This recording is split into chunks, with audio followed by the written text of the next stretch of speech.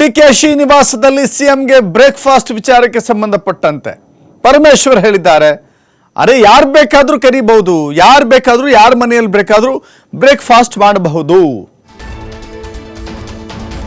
ನಾನು ಕೂಡ ಬ್ರೇಕ್ಫಾಸ್ಟ್ಗೆ ಮುಖ್ಯಮಂತ್ರಿಗಳನ್ನ ಆಹ್ವಾನಿಸ್ತೇನೆ ಅಂತ ಹೇಳಿದ್ದಾರೆ.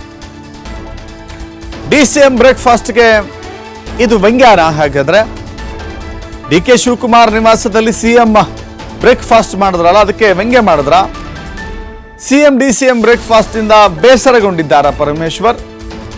ಸಿಎಂ ನಡೆ ವಿರುದ್ಧ ಅಸಮಾಧಾನಗೊಂಡಿದ್ದಾರಾ ಗೃಹ ಸಚಿವರು? ದಲಿತ ಮುಖ್ಯಮಂತ್ರಿ ರೇಸ್ನಲ್ಲಿರುವಂತಹ ಡಾಕ್ಟರ್ ಜಿ ಪರಮೇಶ್ವರ್ಗೆ ಸಪೋರ್ಟ್ ಮಾಡ್ತಾ ಇದ್ದಾರೆ ದಲಿತ ಸಚಿವರು ಮತ್ತು ಶಾಸಕರು.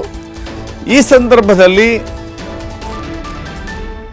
ಈ ಬ್ರೇಕ್ಫಾಸ್ಟ್ ಬೇಕಿತ್ತಾ ಎನ್ನುವ ಅರ್ಥದಲ್ಲಿ ಮಾತನಾಡಿದ್ರ? ಏನ್ ಮಾತನಾಡಿದ್ದಾರೆ ನೋಡೋಣ.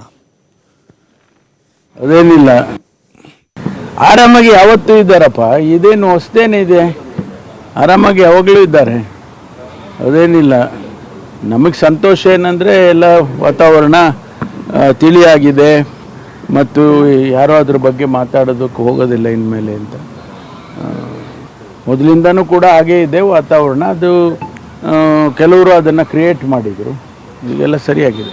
ನೀವು ಸಿ ಎಂ ಆಗಬೇಕು ಅಂತ ಮುಡಿಯೆಲ್ಲ ಕೊಟ್ಟಿದ್ದಾರೆ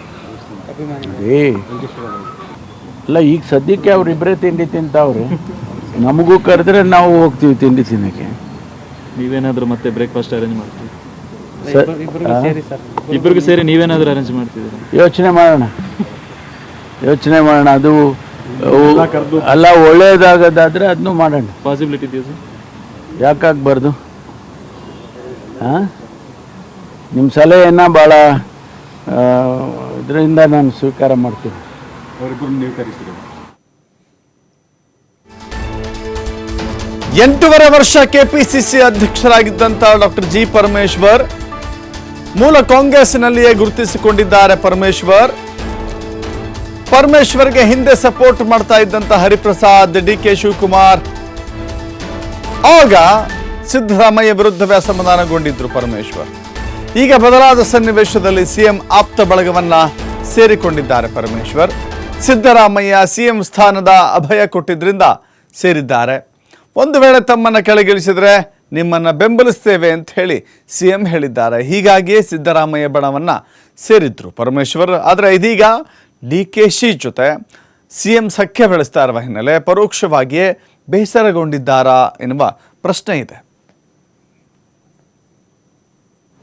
ಡಿ ಕೆ ಶಿವಕುಮಾರ್ ಅವರು ಮುಖ್ಯಮಂತ್ರಿ ಆಗಬೇಕು ಅಂತಿದೆ, ಕೆಲವರಿಗೆ ನಾನು ಮುಖ್ಯಮಂತ್ರಿ ಆಗಬೇಕು ಅಂತಿದೆ, ಇನ್ನು ಕೆಲವರಿಗೆ ಇನ್ಯಾರೋ ಮುಖ್ಯಮಂತ್ರಿ ಆಗಬೇಕು ಅಂತ. ಇದೆಲ್ಲ ಜನಗಳ ಆಸ್ಪಿರೇಷನ್ಸು.